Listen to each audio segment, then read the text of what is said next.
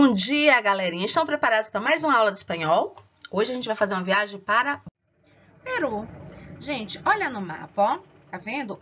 Esse país, Peru, ele faz fronteira com o Brasil, com a Bolívia, com a Colômbia, com o Equador, além de... esqueci de falar do Chile. Com o Chile, além de ser banhado pelo Oceano Pacífico. O Peru é um país da América do Sul que abriga uma parte assim da floresta amazônica e a gente não pode esquecer de falar de Machu Picchu. Vejam aqui, Machu Picchu, isso. Por que eu tô falando de Machu Picchu, gente? Machu Picchu, ele na verdade, é uma antiga cidade inca na Cordilheira dos Andes, né?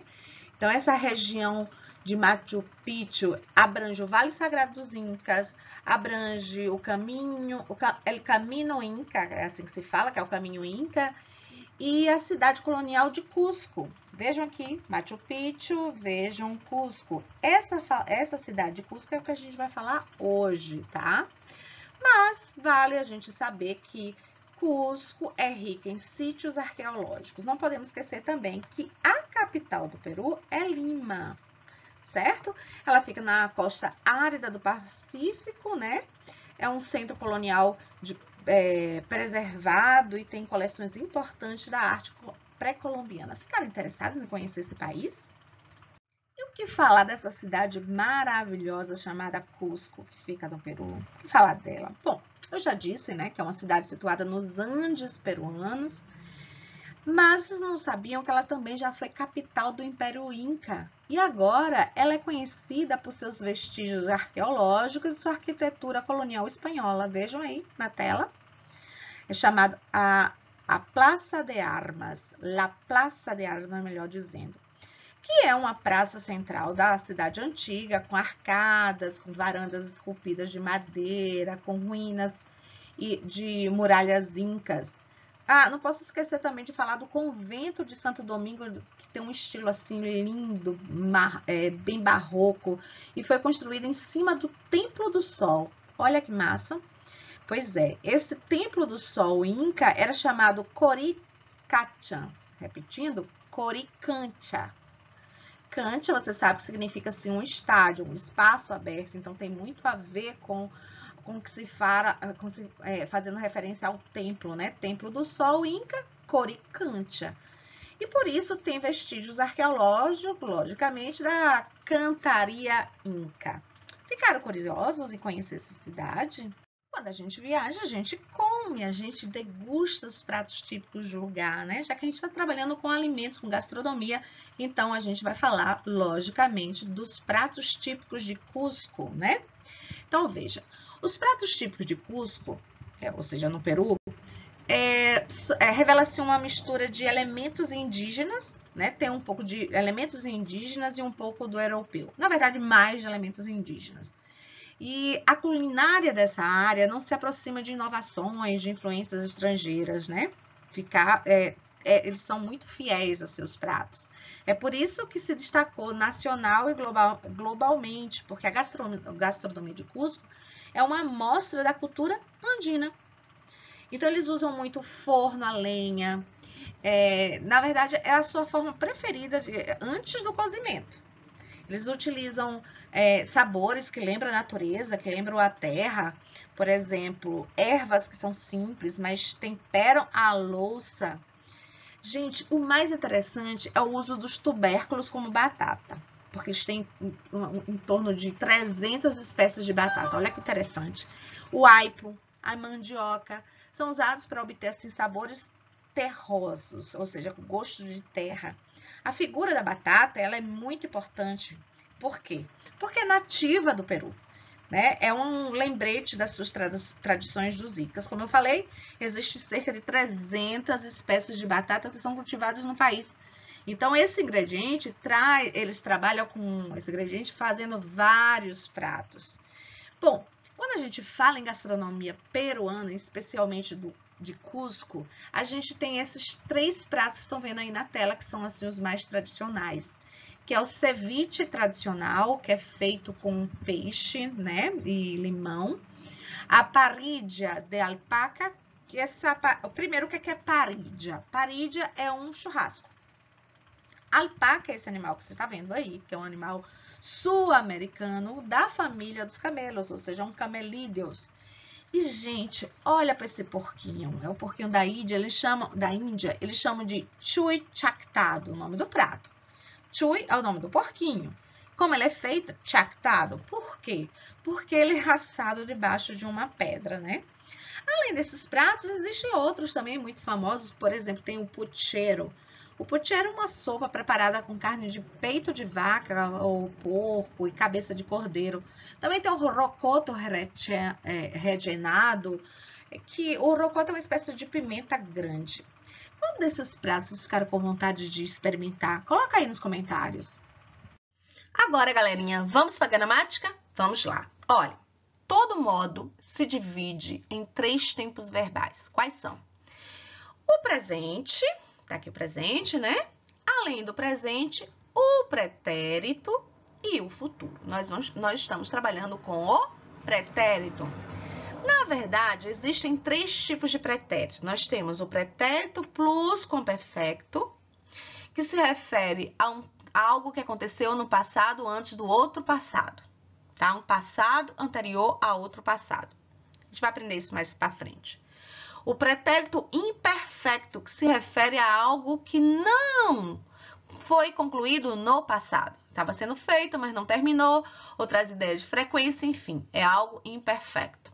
E o pretérito perfecto, que está dividido em 2, porque, na verdade, o pretérito perfecto, ele se subdivide-se em 2 partes.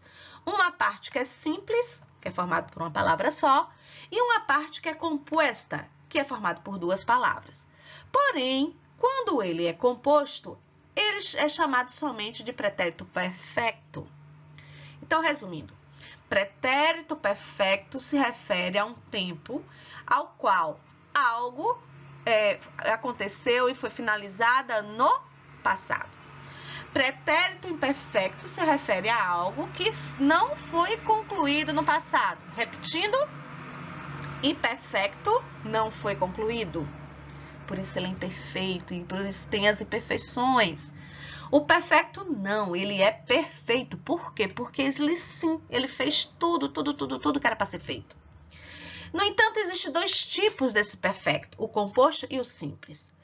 Em espanhol você fala simple e não tem o plural, simples, como em português. Então é simple. Esse pretérito perfecto simples é a mesma coisa de você dizer o quê? Pretérito indefinido. Ok? Então, por que há essa subdivisão aqui, ó, dos 2? Se ambas as formas trazem a ideia de algo que foi concluído no plural. Por que ocorre isso? Porque existe uma nuance de diferença que a gente vai aprender mais na frente. Vamos lá? Agora, galerinha, está na hora dos marcadores temporais do pretérito perfecto, que é o nosso novo assunto. Vamos retomar? Olha, ele é perfeito por quê? Porque ele traz uma ideia de algo que foi feito no passado, por isso ele é pretérito. Mas esse algo que foi feito no passado foi concluído, por isso que ele é perfeito. Para isso, eu tenho alguns marcadores que vai nos dar a pista de que eu devo utilizar o verbo nesse tempo. Quais são? Eu vou usar este mês, este ano, este fim de semana, este verano, este outono, este inverno. Por que isso acontece, gente? Ó, porque a palavra este faz com que você aproxime o tempo. Independente de ser mês, ano, até siglo. Pode ser siglo, não tem problema. A palavra este é que faz com que você seja obrigada a usar o pretérito perfecto.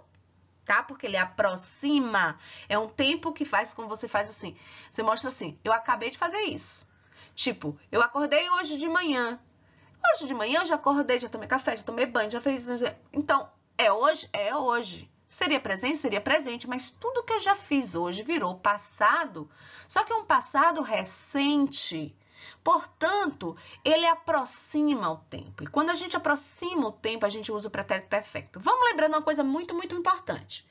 Quando eu falo pretérito perfecto, eu estou me referindo a qual pretérito, gente? Estou me referindo àquele pretérito que ele é o composto. Lembram? Existe o pretérito perfecto composto, existe o pretérito perfecto que é simple. Então, esse composto, ele traz essa ideia de um passado recente. Isso é outra coisa que vocês têm que prestar muito atenção. Repetindo, o pretérito perfecto composto, que também só é chamado de pretérito perfecto, ele traz um passado que ele é recente. E o que significa ser um passado recente? Significa que é um passado que está próximo, tá? Por isso a gente usa o este, porque este ele aproxima, tá? Então, toda vez que você usar o este, que você usar o esta, estos, estas, ele vai obrigar que você utilize o verbo aonde, com qual tempo verbal? Com o tempo verbal pretérito perfecto, ou pretérito perfecto composto. Então, eu posso dizer, esta semana, esta manhã, esta tarde, esta noite, esta primavera. Pero esse esta é o que determina o pretérito perfecto. Esse este é o que determina o pretérito perfecto. E, além deste, nós temos outros que também vai ser utilizado nessa mesma situação. E vocês precisam estudar para toda vez que bater o olho nesses marcadores temporais já associarem. Poxa, ele está aqui, então eu vou ter que usar o qual? O pretérito perfeito. Vamos lá? Nunca. Acompanhe. Já. Se vocês não entenderem nenhum desses aqui que eu expliquei, me perguntem lá nos comentários, tá? Mas eu vou repetindo aqui. Nunca, nunca. Não precisa estar repetindo isso, né? Já, já. Não dá. Alguma vez, aún no. Pronto. Esse aún no é importante porque pode ser que vocês não lembrem o que significa aún. Aún quer dizer ainda. Portanto, ainda não. Ultimamente, gente, eu quero chamar a atenção por ultimamente, por quê? Porque a palavra ultimamente é um derivado da palavra último. Como é que a gente escreve a palavra último? A palavra último a gente escreve com um acento no U. E em espanhol, diferente do português, quando a gente deriva a palavra, que são acentuadas dessa forma, o que acontece? Ele permanece com o acento. Em português, a palavra último também tem um acento. E quando a gente deriva ele, ele perde o acento. Ele muda a sílaba tônica. Em espanhol, não. Último tem acento, ultimamente permanece com acento. Fácil tem acento, facilmente permanece com acento. Isso é uma coisa própria do espanhol. Atenção, tá? Isso eu quero que vocês prestem atenção, ó. Por quê? Porque trabalha com heterorromântico e confunde. Então, tem que ter muita atenção. Assorato. O que significa? Há um tempo. Tem um pouquinho. Foi na estante. Faz um tempinho. Pronto, faz um tempinho, acho que fica mais adequado. Faz um tempinho. Então, todos eles, nunca, já, alguma vez, aún no. O que é aún no? Ainda não. Ultimamente, hace um rato e em mi vida, todos eles trazem uma ideia de um passado que é recente. Se o passado é recente, eu uso o pretérito perfecto. Qual o pretérito perfeito? Aquele que é composto. Eu vou usar o pretérito perfecto composto para um passado recente. E o este e o esta aproxima o tempo. Agora, vocês têm que entender como é que a gente forma, qual é a formação do pretérito perfeito. O primeiro ponto é que a gente tem que saber conjugar o verbo haver, mas veja, o verbo haver vai estar no presente, gente. Olha que interessante. O tempo é pretérito? É, mas primeira parte é conjugar o verbo haver no presente. Então, tem que chegar e tem que estudar. Como é que eu conjugo o verbo haver no presente? Yo he, tu has, ela, nosotros hemos, vosotros habéis, ellos han. Ela é a base. Isso aqui é a base para você conjugar o pretérito perfeito. Por quê? Como ele é composto, ele precisa do presente do verbo haver mais o particípio. Quem lembra o que é particípio? Particípio são os verbos que eles seguem tendo uma terminação. Os verbos terminados com AR vai ficar com qual terminação? Ado. Com ER vai ficar com qual terminação? Ido. Com IR, qual terminação? Ido. Como assim? Visitar, visitado. Amar, amado. Comprar, comprado. Hablar, hablado. Telefonear, telefoneado. Viram? Mesma terminação. Ado. Isso vai marcar o quê? Vai marcar que ele está no particípio. Veja, comer, comer, comido, beber, bebido, barrer, barrido. Viram? O ido vai marcar que ele está no particípio. Bebi, bebi, bebido, partir, partido, uir, uído, e aí vai. Todos terminados com IR, vai ser o quê? Ido. Com AR, ido. AR, ado. Valeu? Essa é a forma que a gente conjuga o particípio se os verbos forem regular. Entenderam isso? Agora vejam. Quando a gente vai formar o pretérito perfeito, o que que a gente faz? Primeiro eu conjugo o verbo haver em qual tempo, gente? Quem lembra? Diz aí pra mim, tô esperando. Qual é o tempo? Presente. Então, eu conjuguei aqui o verbo no presente. Jo, tu, as, lá, nosotros hemos, vosotros habéis, ellos han. Ok. E aí, eu fiz o quê? Acrescentei o particípio. Mas como? Yo he visitado, tu has visitado, él ha visitado, nosotros hemos visitado, vosotros habéis visitado, ellos han visitado. É assim. O visitado aqui, ó, vai para todas as pessoas. Tipo, yo he comido, tu has comido, él ha comido, nosotros hemos comido, vosotros habéis comido, ellos han comido. Viram?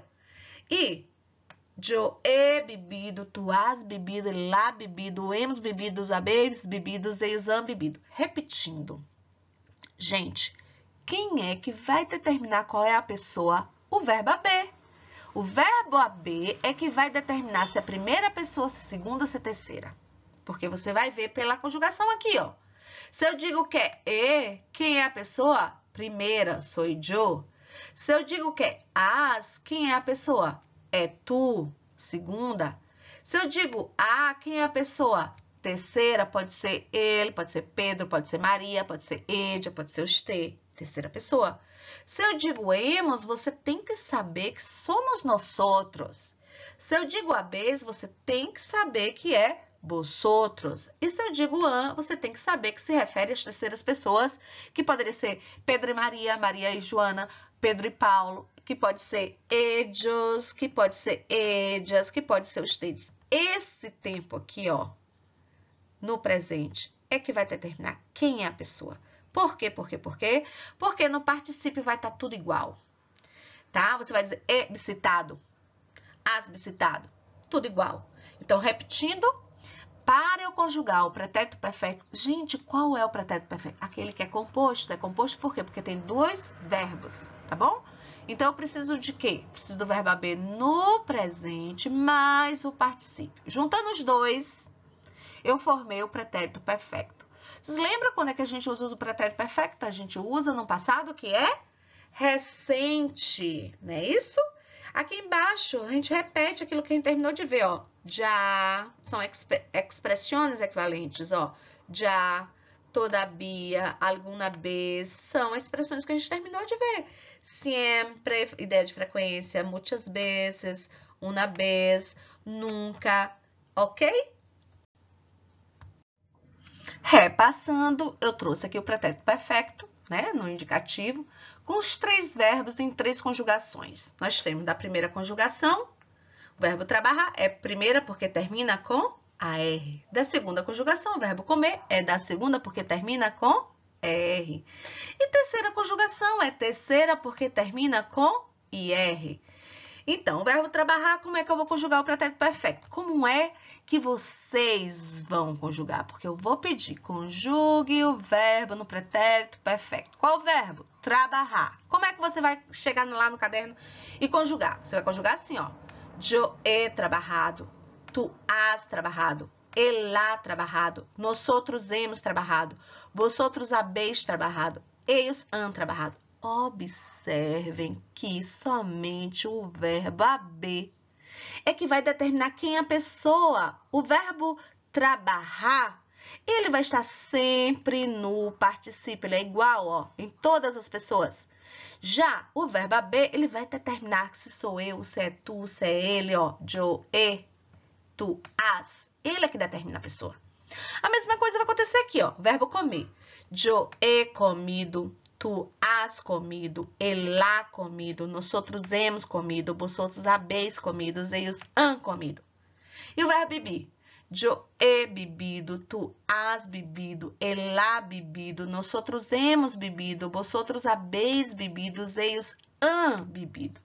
Com isso aqui, vocês têm a base para conjugar todos os outros verbos que são regulares. Por exemplo, aqui eu tenho o verbo trabalhar. Se eu trocar e colocar o verbo amar, como é que vai ficar? Yo he amado, tu ha amado, ele ha amado, nosotros hemos amado, vosotros habéis amado. Do mesmo jeito. Vocês já aprenderam isso, não já?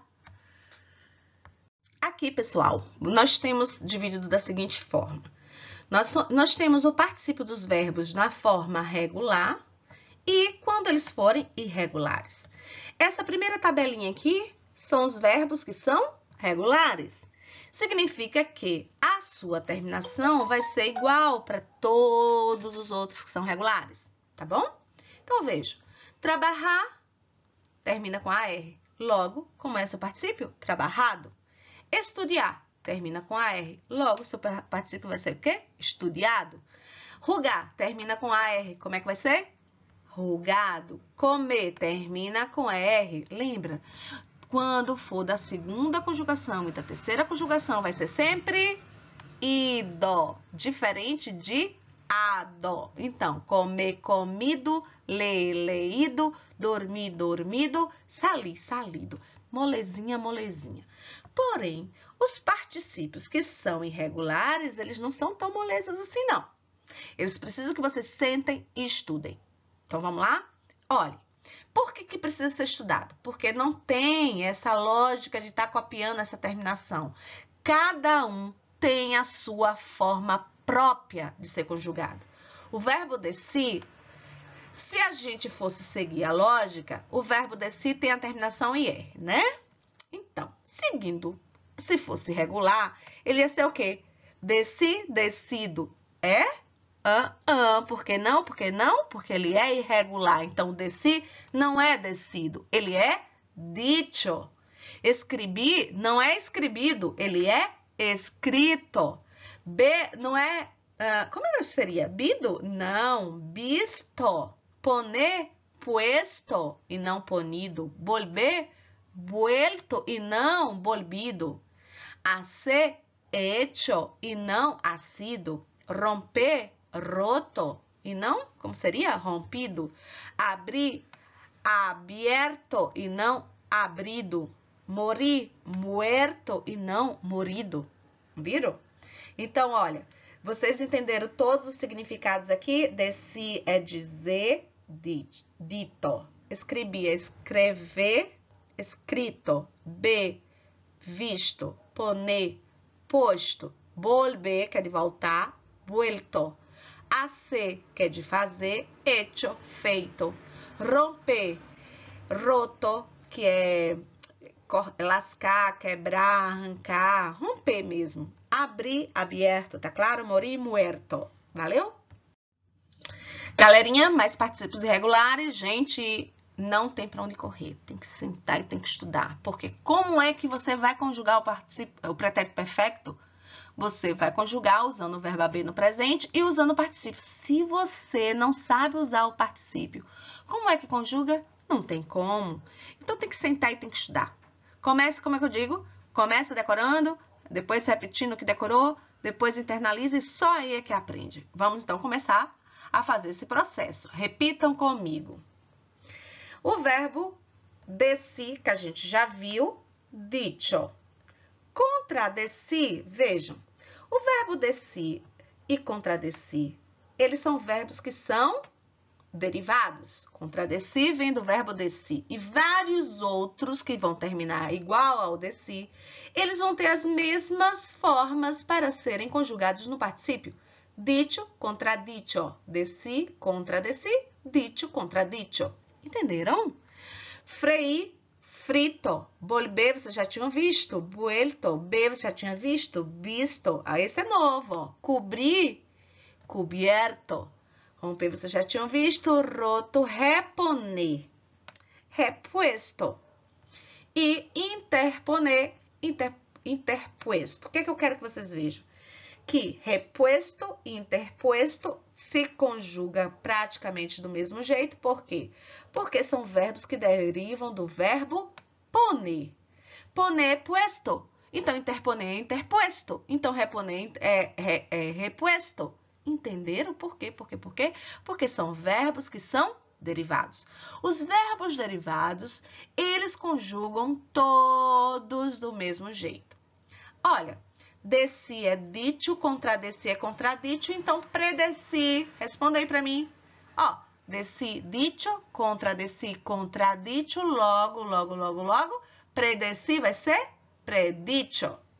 Mori, muerto, e esse é novo. Atenção, que esse aqui a gente trabalha muito e todo mundo sempre esquece. É ido.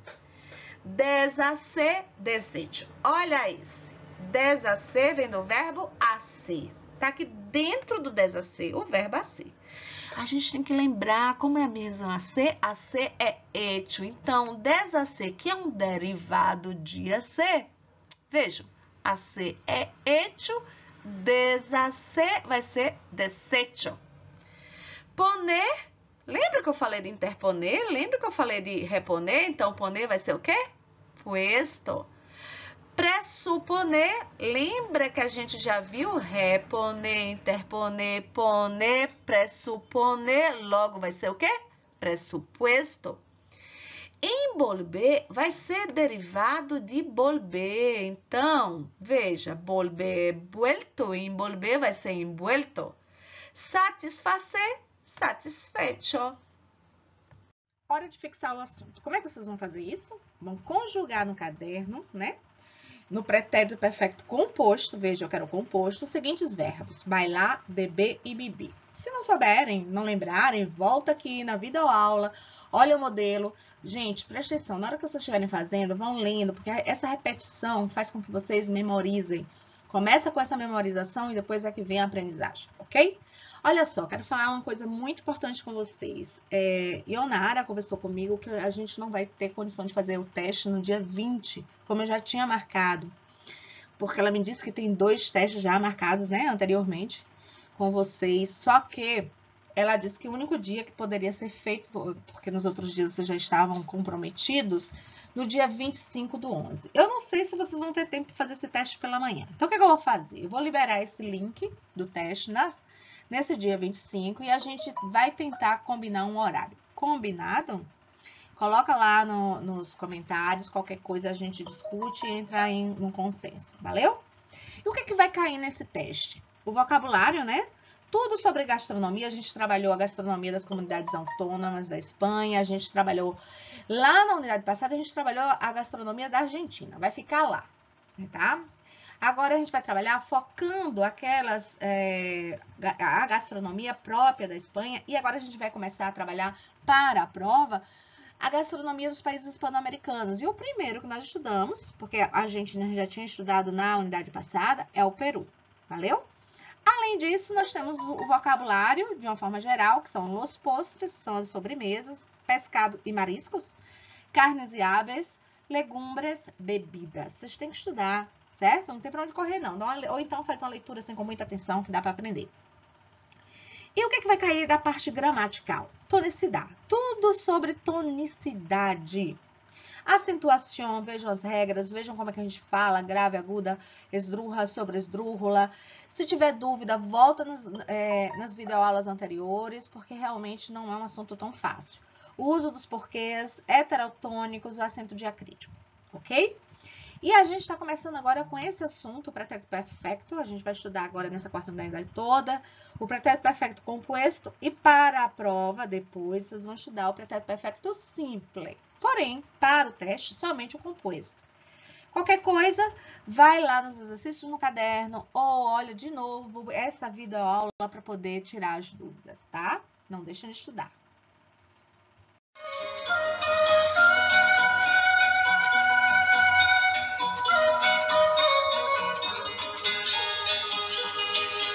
E chegamos ao final da nossa aula, gente. Não esqueçam de se inscrever no canal, comentar aí embaixo, porque é onde a professora vê quem está acompanhando a aula. Já estão cansados de ouvir isso, né? Mas não podem esquecer que isso é muito, muito, muito importante. Gente, um abraço, cheio de saudade da professora e até semana que vem. Beijos!